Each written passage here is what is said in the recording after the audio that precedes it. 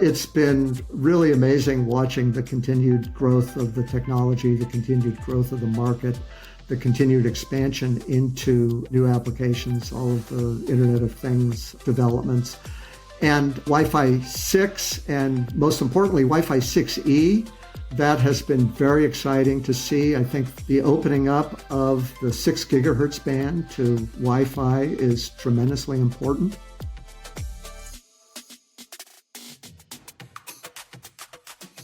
All right, welcome to The Signal. I'm Martha DeGrasse here again for Wi-Fi Alliance, and this is our podcast where we bring you the inside track on Wi-Fi.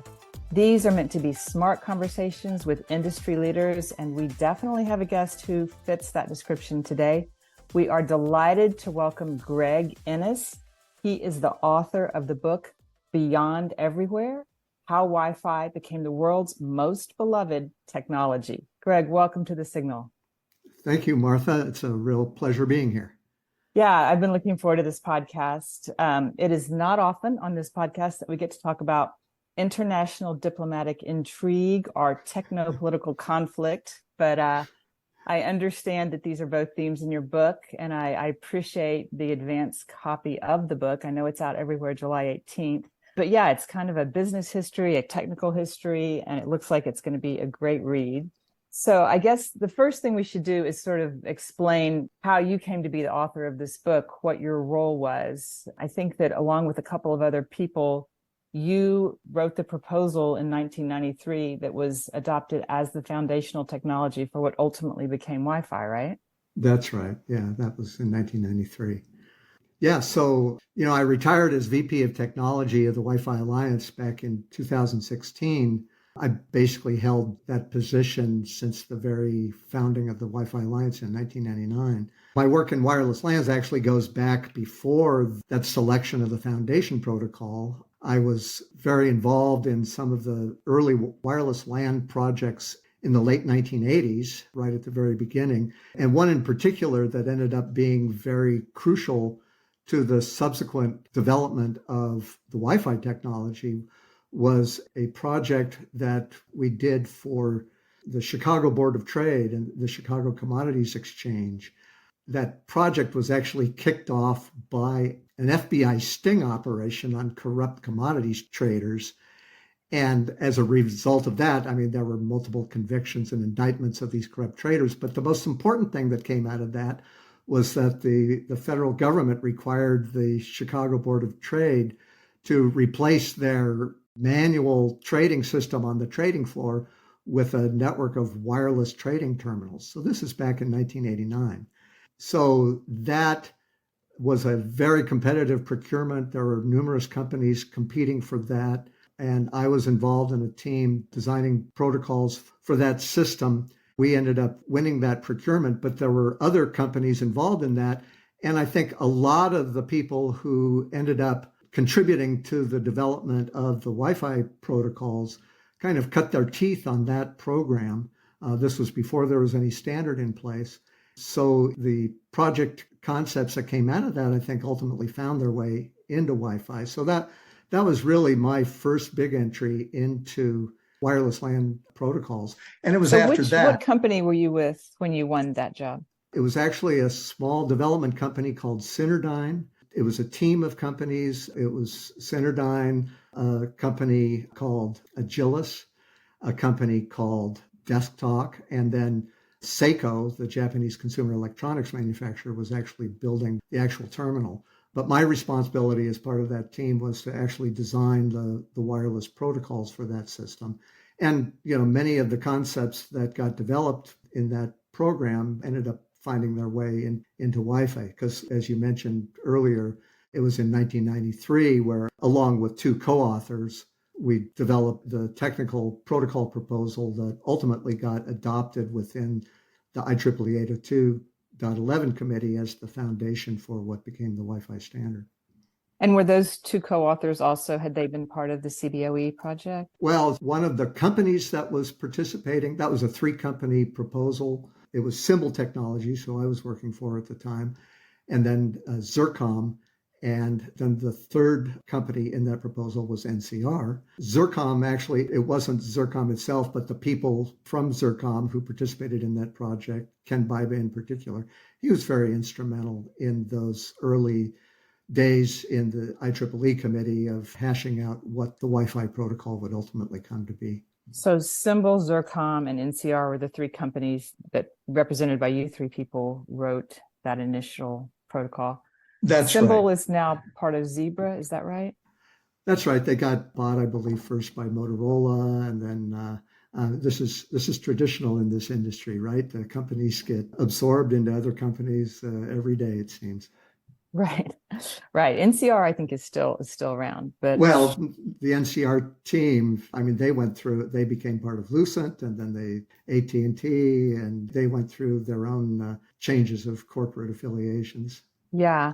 And of course, I haven't read your whole book, but I looked at it enough to know that there's a little bit of back and forth, and things weren't always super chill and happy between all those companies. So give us a little bit of a flavor of some of the challenges subsequent to 1993 as things moved forward and these players tried to develop this. Yeah, so once that vote happened within IEEE on the foundation protocol for the standard, then it went into a phase of developing the initial IEEE specification, which was published. So this is the original 802.11 specification, no A or B or whatever nomenclature after it. And that was in 1997 that was adopted. And it sounds crazy now, but that was a 2 megabit per second standard.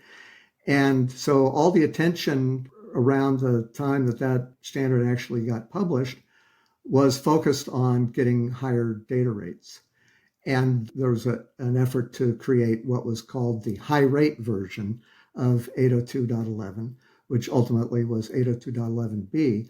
But that was an extremely contentious battle with multiple proposals on the table leading up to it. I mean, at one point, there were actually accusations of voting irregularities that ended up, it sounds like we're talking about, the U.S. in It does. 2024. There were accusations of voting irregularities that ended up putting the process on hold. It stopped it flat, and it ended up having the result that the direction that things seemed to be heading was changed. And ultimately, there was a compromise proposal from Lucent, which was the NCR folks in Holland, and Harris, which was a major Wi-Fi chip developer at the time. And their compromise proposal ended up finally getting adopted, and that became 802.11b. And so that combination of the medium access control protocol that was selected back in the 1993 timeframe, the DFW MAC protocol in 1993, that combined with the new high rate 802.11b physical layer, that's what became subsequently named as Wi-Fi. And where did the Wi-Fi name come from? Like a marketing agency, or do you know? Yes, I do know. So we decided to form a trade organization, which ultimately became the Wi-Fi Alliance, although initially it wasn't called the Wi-Fi Alliance because one of our first tasks was to choose the name Wi-Fi. And we didn't have that at the beginning. So the organization was called the Wireless Ethernet Compatibility Alliance. And this organization was really started by me and a handful of others because at the time there was a competing technology out there called HomeRF that was backed by many major companies like Intel and Microsoft. And this was a competing wireless LAN technology to the IEEE standard that was focused on the home market.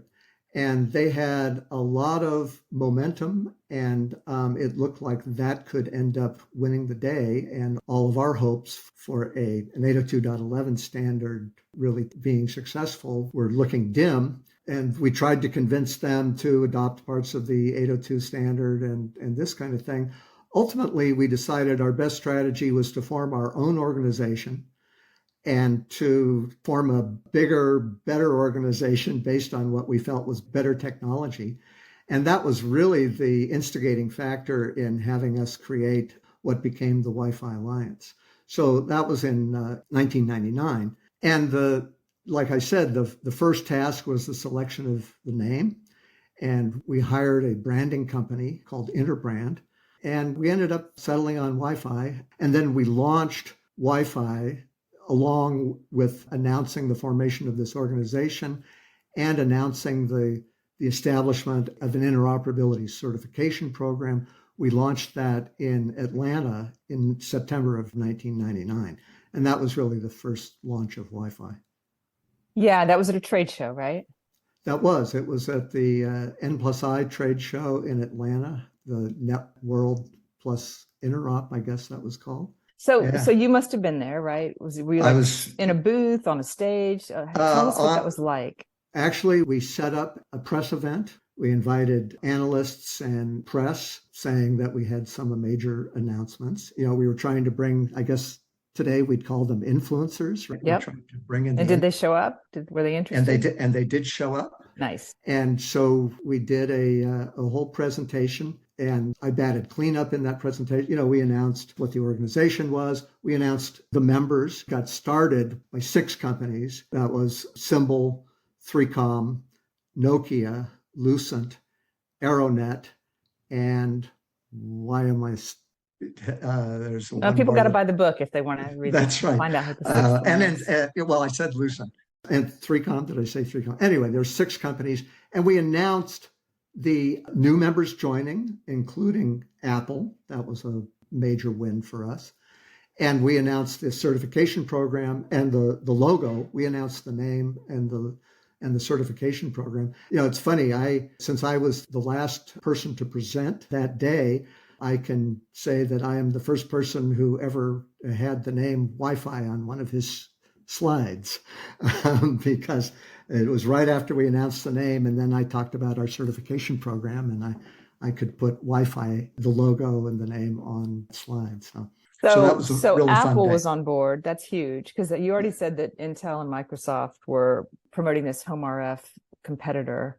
Right. So it was probably very helpful to you to have Apple. Were they already putting it into Macs or thinking about that? Or so just around that same time, Apple had contracted with the NCR team to develop an 802.11 interface for Apple products, and Apple branded it as Airport. And this was happening right about at that same time. I think Steve Jobs announced this at one of his Class A Steve Jobs showmanship announcements. I believe he used a hula hoop around the Mac that he was holding in order to demonstrate that it's connected to the internet even without any wires. And so that was a big deal. We were still at the time, you know, a little concerned that Apple might take this technology in a proprietary direction. yeah, You know, they have, right. I mean, that's something that they commonly do. And so it was a big deal for them to join the Wi-Fi Alliance, WECA at the time, because basically in that way they were announcing this is going to be standard. We are not going to do something that is going to be different from the rest of the industry. We're going to work to help promote this universal standard that all these other companies are backing. And so that was a big deal. Yeah, for sure. Okay, well, you've talked about Steve Jobs. That's a household name. Any other players in this story that people might know the names of, or players that people should know the names of? Well, back at the very beginning in 1985, when the FCC established these new rules, and this was a radical experiment. Of course, it's been successful beyond their wildest dreams, but they established new rules allowing low power devices to operate in unlicensed bands. And that ruling was established in 1985. And the person who was most responsible for championing that within the FCC was Michael Marcus. So the industry certainly owes a big debt to him. My co-authors on the DFW Mac proposal back in 93 were Phil Bellinger from Zircom and Wim Diepstraten from NCR. Of course, the NCR team, you know, Vic Hayes chaired the IEEE 802.11 committee through most of its early years. But the rest of the NCR team, Case Lanks and Bruce Tuck, these were all people who were very instrumental in helping to get Wi-Fi to where it is today. And I honor all of them. Yeah. Okay. Well, are there any other challenges that you can highlight here? I'm sure the the book contains a lot of challenges that were overcome, but are there any others that are stories you'd like to highlight while we're here on the podcast? Well, so right after we announced Wi-Fi and started up the certification program and really launched it to the world, and we started certifying products. And in 2001, the original encryption scheme in the 802.11 standard was broken by cryptographic researchers. So as you can imagine, this was a real crisis. Suddenly we were being called up by, I had to do interviews with the Wall Street Journal and what to explain what we were doing to recover from this. And of course, what we were doing was to develop an enhancement, a new encryption scheme that would be folded into the standard. And IEEE was working on this, but of course, their time frame for doing that was going to be quite a ways off. And so we had a real challenge that there was a near-term public relations problem, certainly, but a real problem that the encryption scheme had been broken. And we needed to solve it in some kind of an interim fashion to help us move forward until the new solution came up. Was it broken by some bad actors or what? No. It was broken by academic cryptographic researchers. Just trying to see. Yeah, from the University of California, Berkeley. Okay. And so it turns out that what we ended up doing, I think, had a major impact on the ultimate success of Wi-Fi. Not because of the technical thing that we did, but because we ended up establishing a cooperative working relationship between the IEEE 802.11 committee and the Wi-Fi Alliance to work on this in conjunction to solve this problem, where we work together to identify draft sections of a draft document and to build a certification program around that long before the ultimate standard on the new security enhancements was finalized. And that was a radical step. It helped us get through that interim period. But the most important thing that came out of that incident was that really established a working relationship between the IEEE 802.11 committee, which would continue to go on and develop foundational technologies and new generations of core Wi-Fi technologies, and the Wi-Fi Alliance, which of course was already doing the interoperability certifications, but now would contribute in the ways of developing requirements and even new technology enhancements in addition to those that the IEEE was doing. And that working relationship has continued to this day. And I think that is a core reason for Wi-Fi's ultimate success as it exploded into our lives. Yeah, for sure. Okay, we still haven't gotten to the international diplomatic intrigue. What is that? So Wi-Fi right off the bat was a global phenomenon, right? The development of it was global. The book bounces back and forth between Asia and Europe and North America as we're developing all this stuff. And so we knew it was going to be a global phenomenon, but there was one country in particular that was resisting, and that country was China. And China, in the early 2000 timeframe and into like 2005 and even later, there were forces within the Chinese government and with the Chinese industrial sector pushing for a national technology as an alternative, as a competitor to Wi-Fi, that would be the standard wireless LAN within China. And of course, we felt this was not something that made sense. We very strongly felt that the Chinese population should benefit from the same positive things that the rest of the world was seeing with Wi-Fi. And we undertook a very, very intense process. I looked at my old passport. I took 13 trips to China over the course of 3 years, meeting with regulators, meeting with the trade press, meeting with industry representatives. And it wasn't just me. We had all sorts of people from the Wi-Fi industry contributing to this. Ultimately, we ended up having a huge success with the 2008 Olympics in Beijing, installing a massive Wi-Fi network. This was really the first Wi-Fi network for an Olympics venue. And it was really a coming out party for Wi-Fi in China.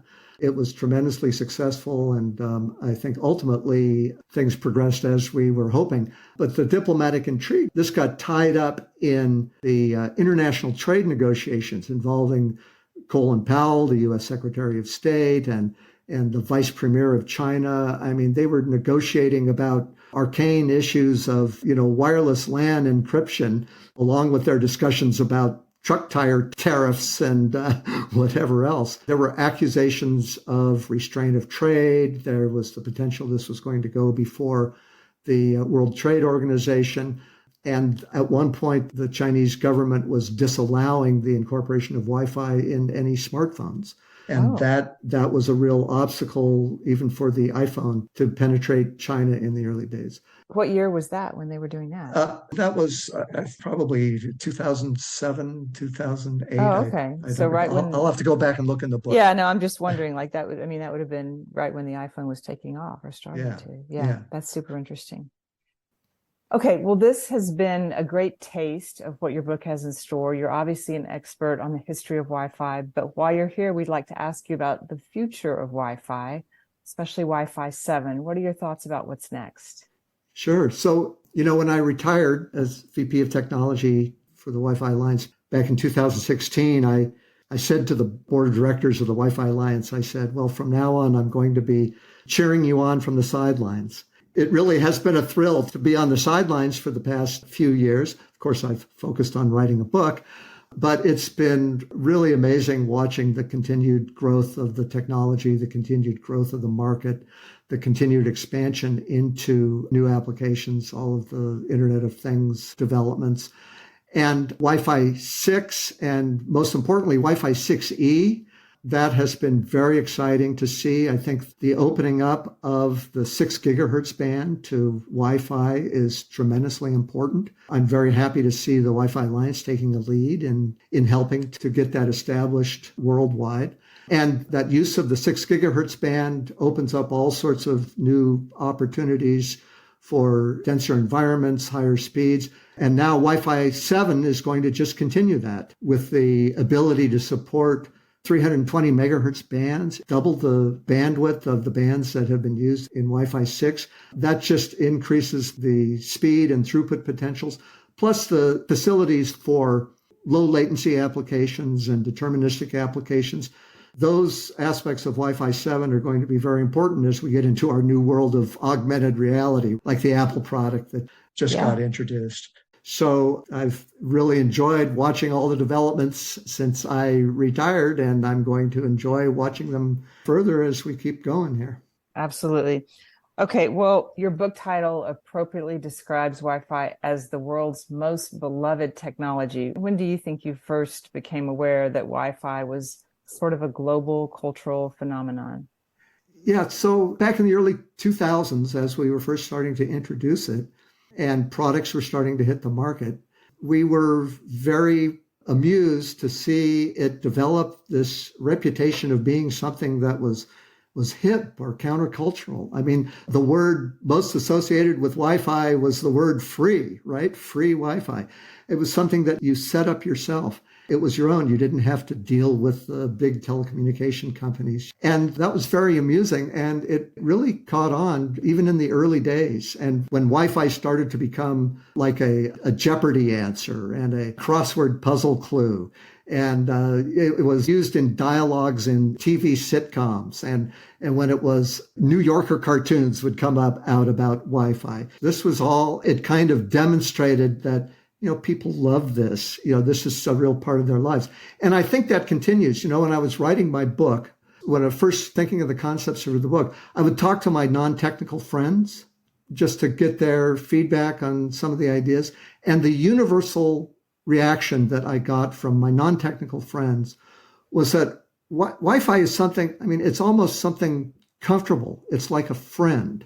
It's something that you're not just using it at your work, but it's in your home. It's part of your family life. When we invite visitors over to our homes, we share our Wi-Fi with them. And I think the general public really does love Wi-Fi.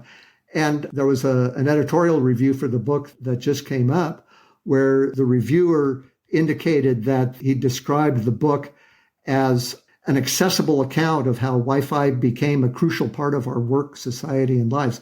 And I'm very happy with that word accessible that he put in there, because one of my goals has been to expose this story to the broad audience. I think it's a story that a broader audience than the Wi-Fi cognoscenti really will connect with. And so when I saw that review, I was happy to see that, because it sounds like maybe I hit the sweet spot of telling this story in a way that will be appealing to the general public. So I really do think that Wi-Fi is the world's most beloved technology. All right. Well, we will all look forward to finding out more on July 18th when the book comes out, Beyond Everywhere, How Wi-Fi Became the World's Most Beloved Technology.